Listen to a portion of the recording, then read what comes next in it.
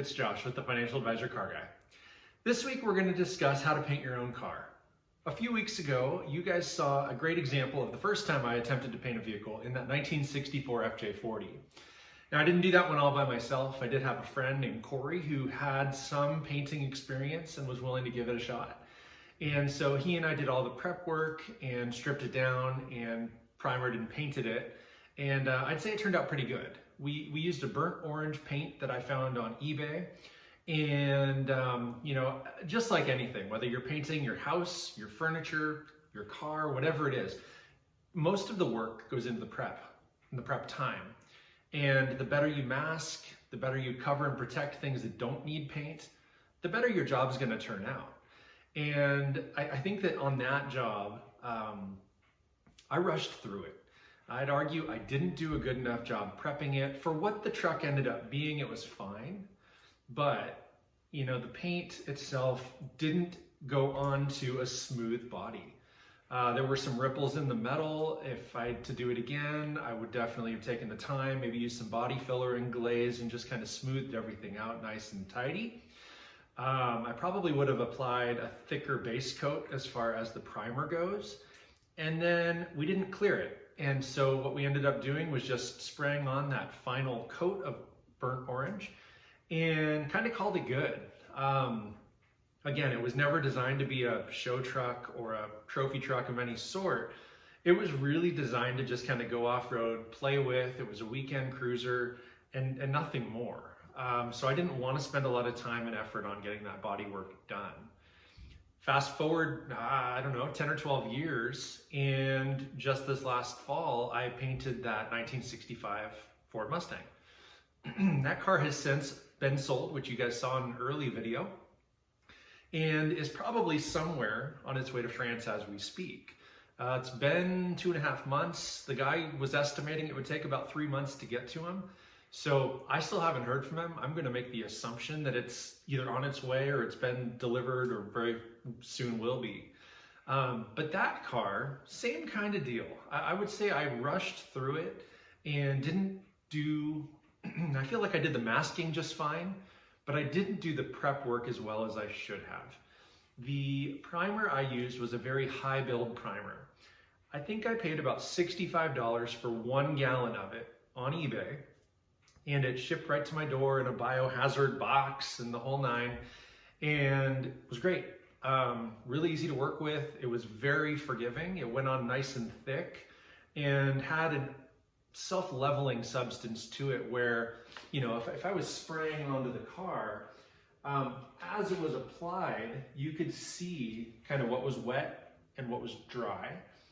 But as soon as it kind of air dried, I was doing very thin layers. As soon as it air dried, it kind of had this weird, I can't even describe it, but it was self-leveling so that you didn't see, divots or streaks or runs or any of the flaws, scratches that maybe I didn't buff out well enough prior to that primer. It really did a nice job of hiding everything underneath. But if you think back, I showed you guys kind of a close-up of the lower rear quarter panel behind the back tire. And at some point it had been caved in. Now, looked a lot worse than that prior to covering it with paint. There was some rust down in there that I had to cut out and grind out back down to bare metal. I treated it with a Rust-Oleum Rust Stop product and then used some fiberglass filler or a fiberglass sheet to kind of fill the gap that the rusted hole left. And then I used some Bondo over the fiberglass. And so again, from a foot away, a couple feet away, it looked fine. It really did.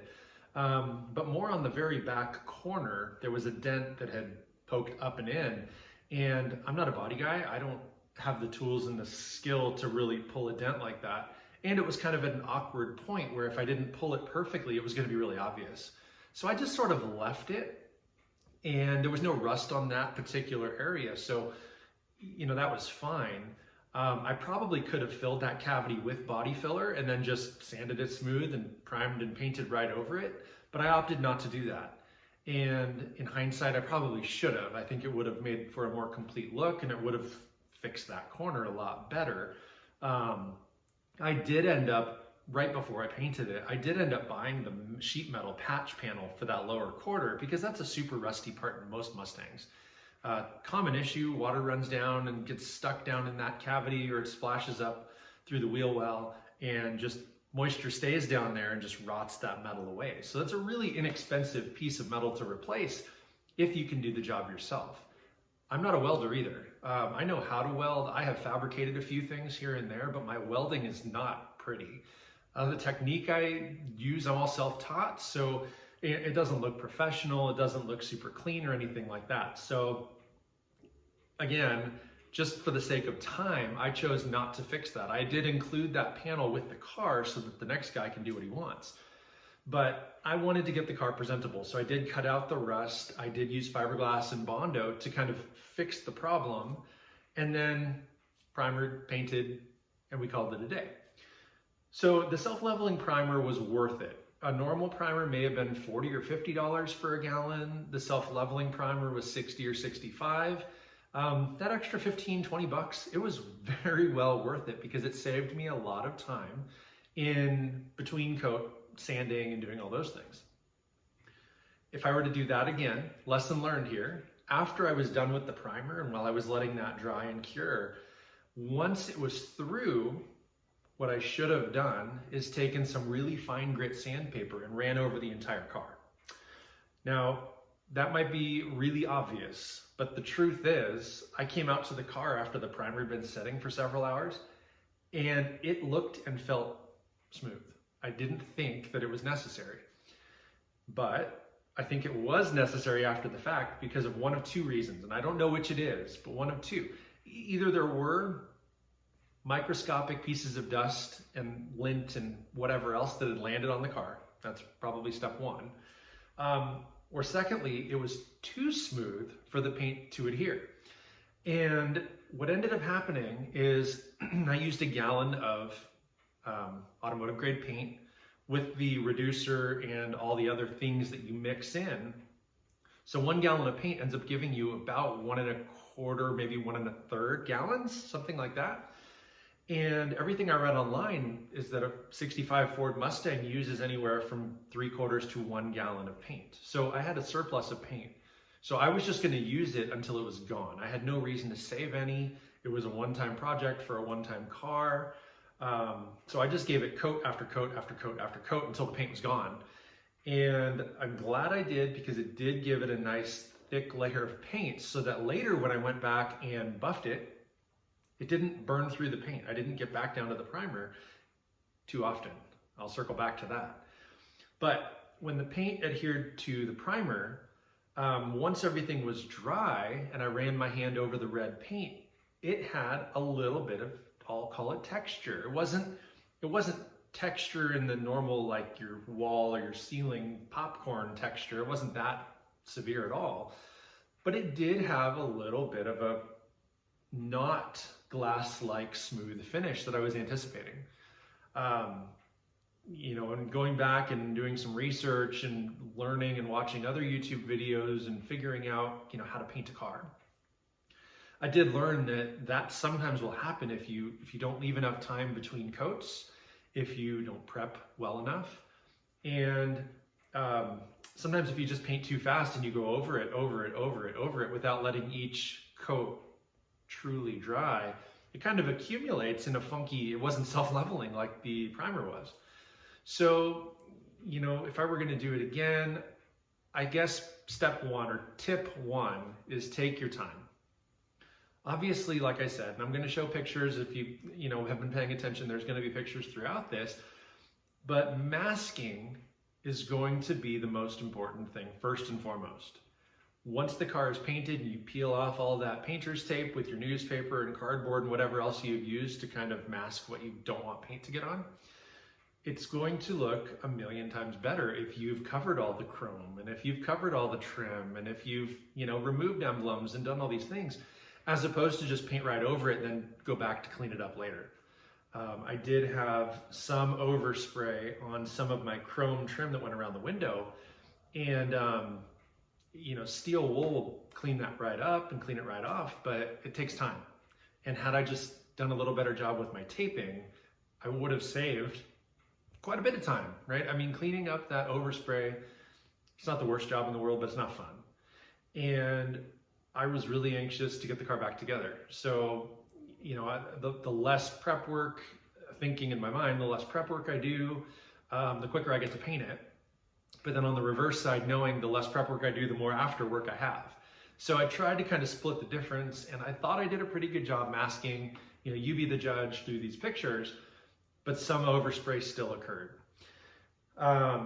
Once the car was, again, done and dry, I had all those logo decals and racing stripes and the numbers and everything to go on that car. In hindsight, I should have painted those on. I should have painted at least the stripes.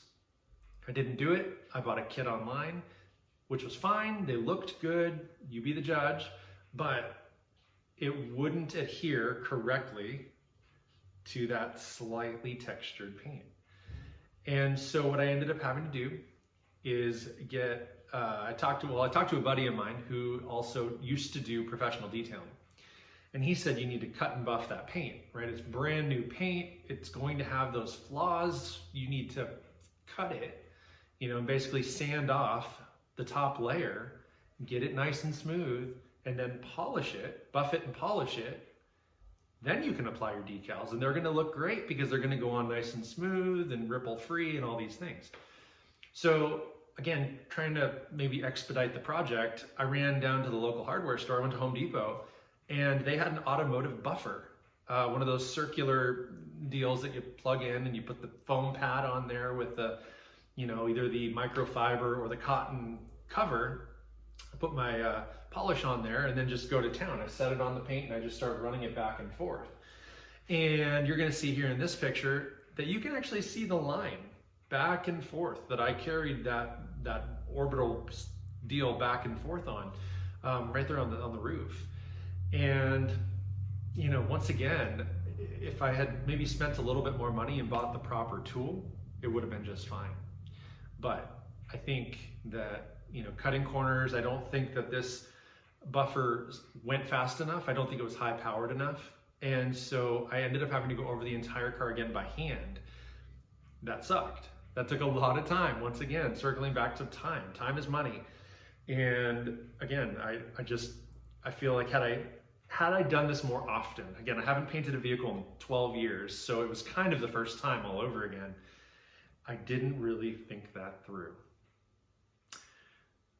I didn't own any painting equipment either. So when I first got the wild hair to paint that car, first thing I did was I went online and Googled, what do I need to paint a car? Now I have a 20-gallon a 20-gallon compressor. And it's an electric compressor, plugs into my wall, kicks on, fills the tank, great. Just like any compressor, it's fine. But I didn't have a spray gun.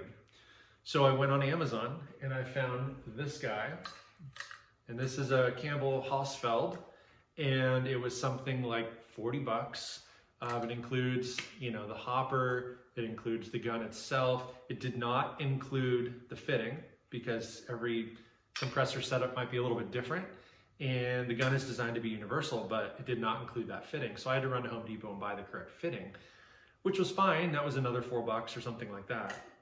But this was worth its weight. I mean, there's no other way to do it, and this was a good purchase. It wasn't the cheapest gun on there, but it also wasn't the most expensive.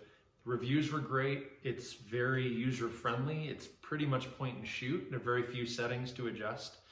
And the reviews were outstanding. So I felt like this was a good solid buy. So that was the only thing I really had to buy. Again, I already had the compressor. Obviously you want to wear protection on your face, face mask and goggles. Now I have eyewear, so I wear glasses. I just put an old pair of glasses on. I didn't want to shoot blind, which is what would have happened if I had put kind of eye protective goggles on as opposed to wearing glasses. So, that was probably a little dicey, but okay. Unfortunately, wearing glasses, as you guys probably, any of you that wear glasses may have experienced through COVID, wearing a mask and glasses is a problem because they fog up. So that was another issue I had when I had my face masks on. I would shoot the car kind of holding my breath almost because I knew they'd fog. And once the gun got close to out of paint, or if the gun was out of paint and I stopped shooting, for a second I'd release my mask and kind of breathe a little bit, and then I'd put my mask back on and finish what I was doing. And then, between coats, obviously I'd take the mask off completely, go in the house and, breathe fresh air and all that stuff. But, that was a little bit of a struggle too, breathing. It's kind of vital, but challenging. And, as far as the rest of the painting project goes, it's pretty straightforward. I'll be honest with you, right? From start to finish, strip the car down to bare metal if you can, right? Sanding, however you need to do that, whether it's with a hand sander, by hand, then you're going to want to fix any imperfections. So that's where your fiberglass or your Bondo or your high build primer or, whatever you're using to fix the problems, then mask everything. Mask everything as best as you can. I would encourage you to use a high build primer when and if that happens, but prime the entire car. Don't miss anything. Coat after coat after coat until your paint is gone. You don't need extra primer, so I would use it all. And plus it doesn't stay good. You can't put it back in that one gallon, it's gonna go bad. You can't really store it. So once it's open, use it. Once the primer has cured, use the instructions on the can, let it mature as long as it needs to harden and all those things, probably overnight or more. Then you do the same with your color, right? But what I didn't do and what you should is give the car another sand. Sand that car one more time after you're done priming, and use a really, really fine grit paper, 2000, 3000, whatever you need. But do that and then wipe it down with kind of a, I don't know what you'd call it, not a paint thinner, but some sort of acetone that's going to pull anything off that primer. Once the car is completely prepped again, paint your shades of whatever color on there. Again, do it thoroughly. Don't skimp in areas. Don't go too thin anywhere. Don't go too thick anywhere else. Try to be consistent, but you want to start at the top and work your way down. You don't want to paint up because drips happen and things like that. So you want to paint from the top down and go left to right or right to left and go at a steady pace. And you don't want to be too close or too far from the car because depending on the spread of the shot, this thing fans out. And, I suppose it fans, I have this on sideways, but, generally you'd have it fan like my hand, right, up and down. And then you'd fan it sideways, and then you'd go down and fan it the other way, all the way down the side of the car, all the way across whatever body panel you're painting. Once you're done with that, again, let the car dry, let the car cure, let the car harden overnight. Then you're going to want to go back and do the sanding again. And I wet sanded this car twice using 3000. I think I used 3000 and then I did 2500 and got as much of that imperfection out as I could, per my buddy's advice. Then I got a polishing compound, put it on that orbital sander type of polishing tool, hit the entire car, and I wasn't satisfied. So there was a lot of the car I did again by hand. And, at the end of that, it looked a lot better than it did. It still wasn't perfect, and I knew that, but it was a lot better than it was. And then I was able to apply the racing numbers, the racing stripes, all the other emblems and decals and logos and things like that. I did clean up any residual overspray or paint, polished the wheels because there was a little bit of overspray that made its way through the newspaper, however that works. But all in all, right, it was pretty nice. I was not disappointed. And circling back to cost, the primer was, I'm going to round up. I'm going to say the primer was $65. The paint was $100. The gun, I'm going to say was $45. So what is that? $210. The little fitting, extra face masks, mixing cups. I did have to get a couple of little quart and 1 gallon mixing cups to mix my paint, my hardener and stuff like that. Maybe another $5, some drop cloths, maybe another $5 or $8. And then, any Bondo, any other primer, any other spot glaze, putty, any of those kind of things, some fiberglass, whatever. All in all, that paint job was under $300, including the equipment I had to buy, which would be this gun.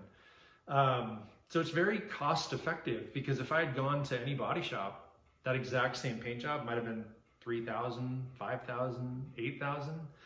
Now granted, it would have been perfect. It would have been a lot better quality. It would have been better paint. It would have looked nicer in the end. But I'm trying to flip a car. I'm trying to make some money on this thing. So I wanted to do it with as little cost in as possible to get as much out on the way out. And I think I achieved that. You know, I think, again, from 8 or 10 feet, the car looked fantastic. You know, you guys, again, you be the judge. You've seen it in the videos. You've seen it in these pictures. And I wasn't upset. I mean, it was a car that I would have been proud to drive around for a while and really enjoyed. And I think it would have turned some heads locally and things like that. But, you know, I kind of wanted to get it out of my driveway. I wanted to move into the next project, which is yet to be determined.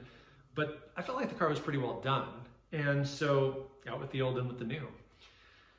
So as far as painting your own car, I would encourage you to try. Don't do it on a show car. Don't do it on a several $1,000 car. Do it on something inexpensive like that Mustang. You know, I was into that car for $5,000 after bodywork, after paint, after rebuilding the entire interior, after redoing some suspension, after doing all these other things here and there, including buying the car. I was into it for less than $5,000. If it was a $50,000 car, whatever it is, I wouldn't be painting it myself. I'd commission that out and let someone who knows what the heck they're doing do it. So, you know, we can weigh our options, but in that regard, I felt like that was a good opportunity for me to practice that skill again. And, you know, I enjoyed it. It was kind of a fun, I was a little panicked, and it was a little bit scary, but, you know, having done it, I definitely built my confidence to the point where I could do it again. And I feel like every time I do it, it would be better. And I'd rattle canned cars before, you know, I'm not proud to say that, but, you know, I've plasti dipped and, you know, whatever it's taken to kind of do what I needed to do.